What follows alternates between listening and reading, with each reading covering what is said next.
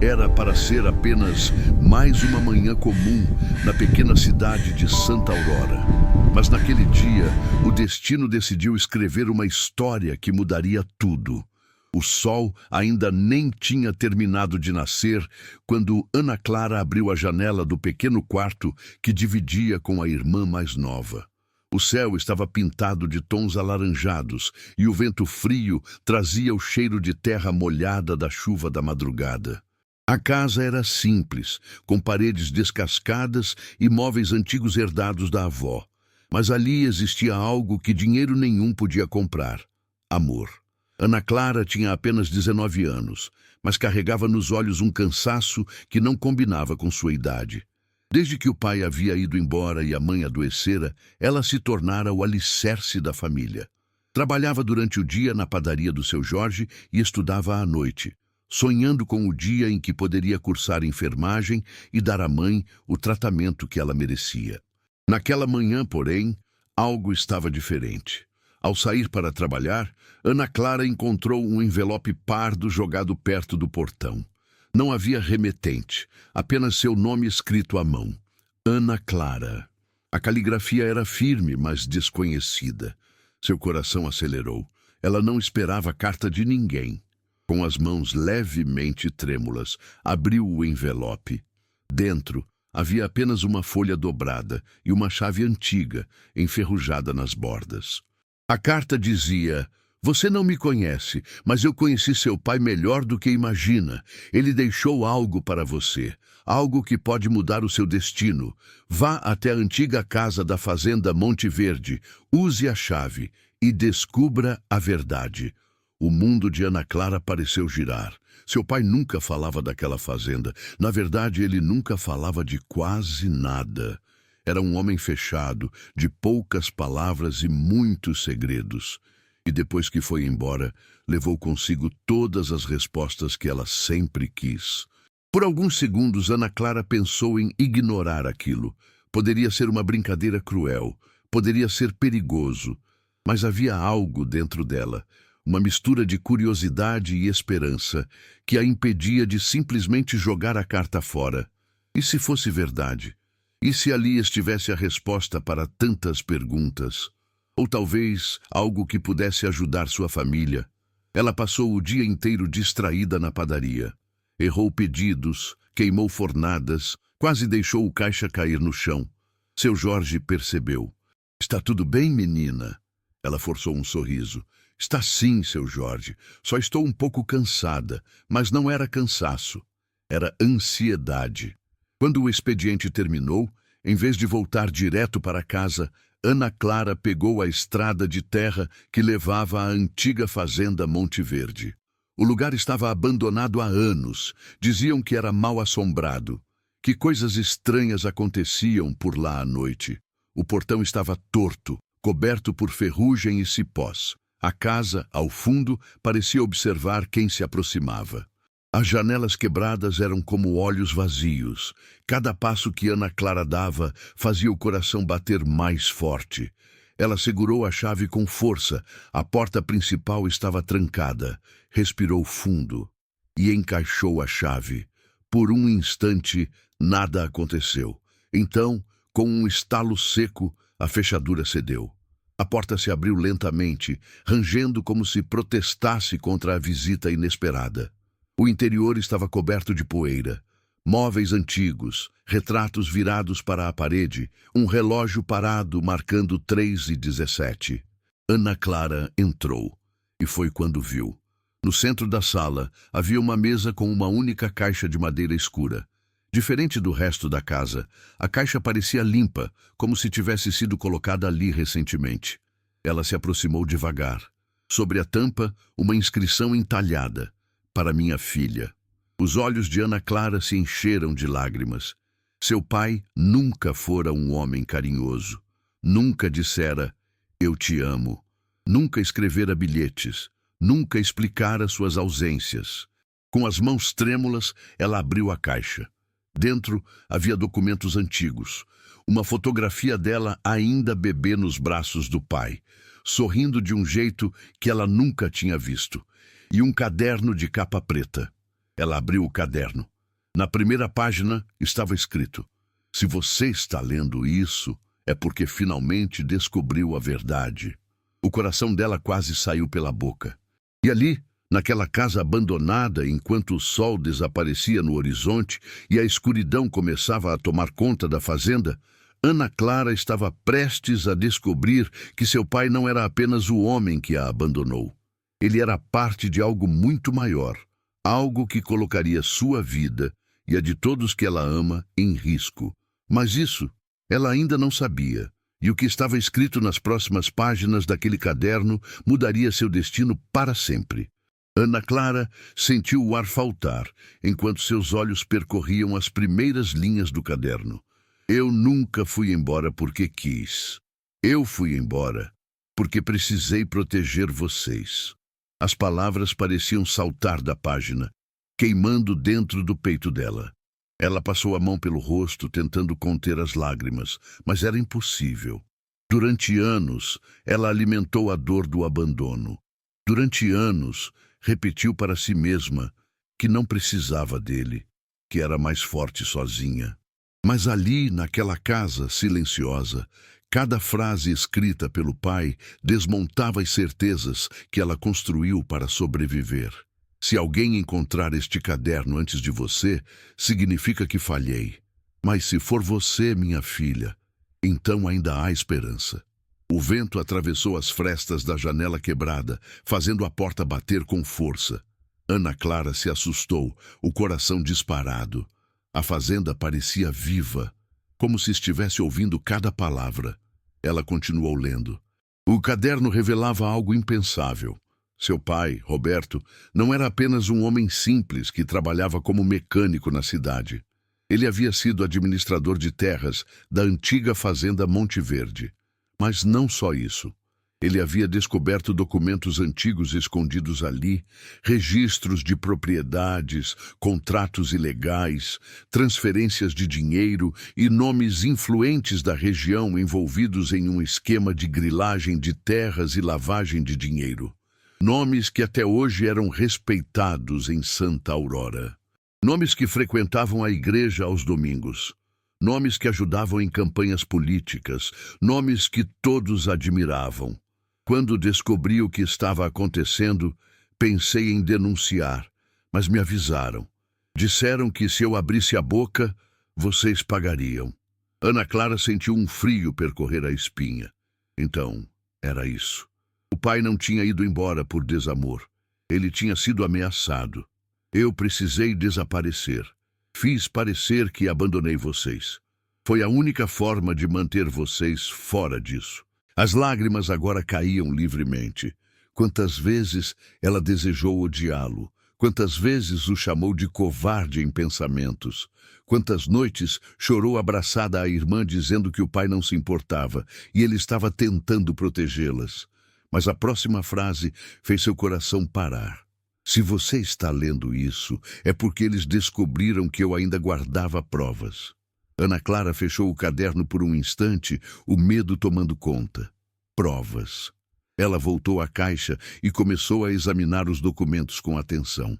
Escrituras falsificadas, transferências bancárias, fotos antigas de reuniões na própria fazenda. Em uma delas, seu pai estava ao fundo, sério, enquanto 3 homens conversavam à mesa. Ela reconheceu um deles imediatamente. Era o prefeito da cidade. Ou melhor, o atual candidato à reeleição. As mãos dela começaram a tremer. O que ela faria com aquilo? Denunciar? Para quem? A polícia local provavelmente estava envolvida. A cidade era pequena. Todo mundo conhecia todo mundo. Foi então que ela ouviu um barulho do lado de fora. Passos, lentos, pesados. Alguém estava andando na varanda. O coração de Ana Clara parecia querer sair pela boca. Ela apagou a lanterna do celular instintivamente. A casa mergulhou na escuridão quase total, iluminada apenas por um fio de luz da lua que entrava pela janela quebrada. Os passos pararam. Silêncio. Um silêncio tão denso que ela conseguia ouvir a própria respiração. Então, a maçaneta da porta principal começou a girar. Alguém estava tentando entrar. Ana Clara segurou o caderno contra o peito. A mente trabalhava rápido. Se aquela pessoa estava ali, talvez já soubesse que alguém havia encontrado as provas. Talvez estivessem vigiando a casa há anos. A maçaneta girou de novo. Mais forte. A porta estava aberta. Eles só precisavam empurrar. Sem pensar, ela pegou a caixa, enfiou os documentos e o caderno dentro da mochila e correu para o corredor lateral. Lembrava-se vagamente da planta da casa, das poucas vezes que o pai a trouxe ali quando era criança. Havia uma saída pelos fundos. Os passos do lado de fora ficaram mais agressivos. A porta se abriu com um estrondo. Ela ouviu vozes. "Tem alguém aqui." A voz era masculina, grave, impaciente. Ana Clara prendeu a respiração atrás de uma estante caída. A poeira entrou em seus pulmões, mas ela não podia tossir. Não podia fazer nenhum som. Os passos agora ecoavam dentro da sala. "A caixa não está mais aqui." Silêncio. Eu disse que alguém viria atrás disso. O sangue de Ana Clara gelou. Eles sabiam. Ela precisava sair dali. Devagar, rastejou pelo corredor escuro até a cozinha. Cada rangido do assoalho parecia um grito. Cada sombra parecia um rosto observando. Quando alcançou a porta dos fundos, girou a maçaneta com cuidado. Trancada. O desespero começou a subir como um incêndio dentro do peito. Ela ouviu um dos homens dizendo: "Procura nos quartos." Eles estavam se espalhando pela casa. Ana Clara olhou ao redor. Sobre a pia enferrujada havia uma pequena janela, alta demais para sair facilmente. Mas talvez fosse a única chance. Ela subiu na cadeira quebrada, empurrou a janela com força e o vidro restante estilhaçou, cortando sua mão. A dor foi aguda, mas ela não podia parar. Com dificuldade conseguiu passar pelo vão estreito e caiu do lado de fora na terra úmida. O impacto tirou seu fôlego por um segundo, mas ela levantou e correu. Correu como nunca havia corrido na vida. Atrás dela ouviu um grito: "Ela está fugindo!" Luzes de lanternas cortaram a escuridão. Passos acelerados atrás dela. O caminho até a estrada parecia interminável. O mato alto arranhava suas pernas. A mochila batia contra suas costas. O caderno parecia pesar toneladas, mas algo dentro dela havia mudado. Ela não estava mais correndo apenas por medo. Estava correndo por justiça. Quando finalmente alcançou a estrada e viu ao longe os faróis de um carro se aproximando, fez a única coisa que podia. Se jogou na frente dele. O carro freou bruscamente, quase a atingindo. A porta se abriu com força e, sob a luz dos faróis, Ana Clara viu o rosto da última pessoa que esperava encontrar ali. Era Lucas, o filho do prefeito. E ele estava olhando para ela com uma expressão que misturava choque e preocupação genuína. "Ana Clara, o que está acontecendo?" Atrás dela, os homens haviam parado na beira da estrada, observando, e naquele momento ela entendeu. Sua vida jamais voltaria a ser a mesma.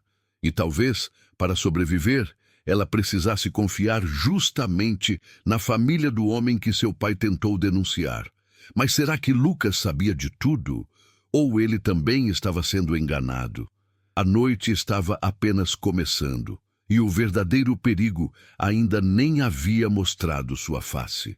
Lucas desceu do carro com o rosto pálido, os olhos fixos em Ana Clara, como se estivesse vendo um fantasma.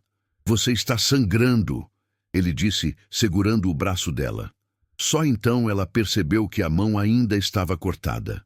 O sangue escorria pelos dedos, misturado com poeira e pequenos cacos de vidro. Mas aquilo era o de menos. Atrás deles, os homens pararam na beira da estrada. Não avançaram, apenas observavam. Lucas também viu. O olhar dele mudou. "Entra no carro. Agora." Ana Clara hesitou por um segundo. Ele era filho do homem envolvido naquelas provas, filho do prefeito que aparecia nas fotos, filho do candidato que a cidade inteira admirava. Mas os homens estavam se aproximando. Ela entrou. Lucas arrancou com o carro antes mesmo de fechar completamente a porta. O silêncio dentro do veículo era pesado. A respiração dela ainda estava descompassada. O coração parecia bater nos ouvidos. "O que você estava fazendo na fazenda Monte Verde?" Ele perguntou, com a voz tensa. Ana Clara olhou para ele. Havia medo em seus olhos, mas não parecia culpa. Ela tomou uma decisão. "Meu pai não me abandonou", disse, segurando firme a mochila. Ele descobriu coisas sobre seu pai. Lucas travou o maxilar. "Cuidado com o que você está dizendo. Eu tenho provas." O carro reduziu a velocidade. "Que tipo de provas?" Ela abriu a mochila e tirou o caderno. As mãos ainda tremiam. "Meu pai deixou isso para mim. Documentos, fotos, registros de lavagem de dinheiro, desvio de terras. Seu pai estava naquelas reuniões." Lucas ficou em silêncio por vários segundos. O som do motor parecia alto demais. "Você acha que eu não sei que meu pai não é santo?" Ele disse finalmente, com a voz mais baixa. "Eu cresci vendo coisas estranhas, pessoas estranhas, dinheiro aparecendo do nada, mas nunca tive provas." Ele respirou fundo. "E agora você tem." Ana Clara o encarou, surpresa. "Você acredita em mim?" Lucas riu sem humor. "Aqueles homens que estavam na fazenda? Eu reconheci 2. Trabalham para o meu pai." Um arrepio percorreu o corpo dela. "Então você sabe que estamos correndo perigo." "Eu sei." Ele fez uma curva brusca, entrando por uma estrada secundária. "Eles não vão parar agora que sabem que alguém encontrou essas provas." Ana Clara apertou o caderno contra o peito. "Eu preciso fazer isso chegar a alguém de fora da cidade. Um jornalista, a Polícia Federal. Qualquer pessoa que não esteja comprada." Lucas assentiu. "Eu conheço alguém, uma repórter de Belo Horizonte. Ela já tentou investigar meu pai antes, mas nunca conseguiu provas concretas. Então, agora ela tem." O celular de Lucas vibrou no painel. O nome do pai apareceu na tela. Os dois se entreolharam. Ele ignorou. O telefone vibrou de novo. E de novo. "Ele já sabe", Lucas murmurou. De repente, faróis surgiram atrás deles. Um carro preto, acelerando. "Eles encontraram a gente", Ana Clara sussurrou. Lucas pisou fundo no acelerador. A estrada era estreita, cheia de curvas e buracos. O carro atrás se aproximava rapidamente. O coração dela parecia prestes a explodir. "Segura firme", ele avisou. O carro preto tentou ultrapassar. Lucas jogou o veículo para o lado, impedindo a manobra. A tensão era insuportável. Então, na curva seguinte, o carro deles derrapou na terra solta. Por um segundo que pareceu eterno, Ana Clara viu tudo em câmera lenta. O volante girando, o grito preso na garganta, os faróis rodando no escuro. E então, impacto, silêncio. Quando abriu os olhos, o carro estava inclinado, parcialmente fora da estrada. O airbag havia disparado. O gosto de ferro invadia sua boca. "Lucas!" Ela chamou com a voz fraca. Ele gemeu ao lado. "Estou aqui." Os faróis do carro preto pararam alguns metros atrás. Portas se abriram. Passos. Ana Clara sentiu o desespero voltar com força total. Eles estavam encurralados. Mas naquele momento, algo inesperado aconteceu. Luzes surgiram do outro lado da estrada. Vários carros, sirene, os homens congelaram. Viaturas, polícia. Os homens correram de volta para o carro preto, tentando fugir. Uma perseguição começou ali mesmo. Lucas virou para Ana Clara, atordoado. "Eu mandei as provas para a repórter enquanto dirigia", ele disse, respirando com dificuldade. "Ela acionou as autoridades estaduais. Parece que estavam esperando um deslize do meu pai há anos." As lágrimas de Ana Clara escorreram, misturadas com alívio e dor. Dias depois, a cidade de Santa Aurora amanheceu diferente. Manchetes explodiram na televisão. "Esquema milionário de corrupção é desmantelado." "O prefeito é preso após denúncias e vazamento de documentos." Imagens da fazenda Monte Verde passaram em rede estadual. O nome de Roberto foi mencionado como o homem que tentou denunciar anos antes. Ana Clara assistia tudo da pequena sala de casa, segurando a mão da mãe, que chorava em silêncio. Seu pai era um homem corajoso, a mãe sussurrou. Pela primeira vez em anos, Ana Clara sentiu que um peso havia sido retirado do peito. O pai não foi covarde, ele foi herói. Algumas semanas depois, uma última surpresa chegou. Uma conta bancária no nome dela, aberta legalmente anos antes, com dinheiro suficiente para pagar o tratamento da mãe e iniciar a faculdade de enfermagem. Uma carta da repórter explicava que Roberto havia guardado parte das provas com segurança e garantido proteção financeira caso algo acontecesse. Ele pensou em tudo, até o fim. Meses depois, Ana Clara estava sentada na primeira fileira da universidade, caderno aberto, olhos brilhando. Lucas havia se mudado da cidade, testemunhou contra o próprio pai, pagou um preço alto, mas escolheu fazer o certo. Santa Aurora nunca mais foi a mesma, e Ana Clara também não. Porque às vezes aquilo que parece abandono é sacrifício. Às vezes o silêncio esconde coragem.